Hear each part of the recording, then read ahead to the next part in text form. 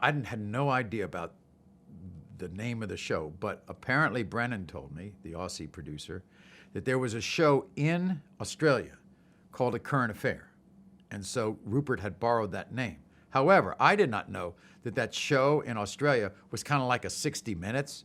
It wasn't as racy as our version of it, but that's where the show came. But the most important part of the title and the graphics was the sound. And the sound of the show, I mean, there was this triangle called A Current Affair and this Current Affair, but the sound was, all of a sudden there'd be the sound go ka-chung, and this triangle would come out, and A Current Affair would come out, and it was the sound, because the first thing we thought of, I mean, this was really, a guy named J.B. Blunk, who was our graphics man, I mean, he farmed this out to some graphics people, but I can remember sitting around before the show ever started, and they were saying, well, you know, here's the deal.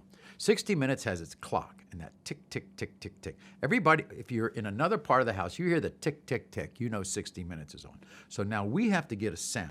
So this sound, this ka-chung, and when A Current Affair got big, all of a sudden, all these radio disc jockeys were using the sound and the ka-chung, and we were sending it out on the airwaves to be played by everybody, and everybody wanted to know what it was, and it was the sound of a construction paper cutter, the old-time elementary school construction paper cutters, and the swish of a golf club swishing through the air, put through a synthesizer, and that was the sound.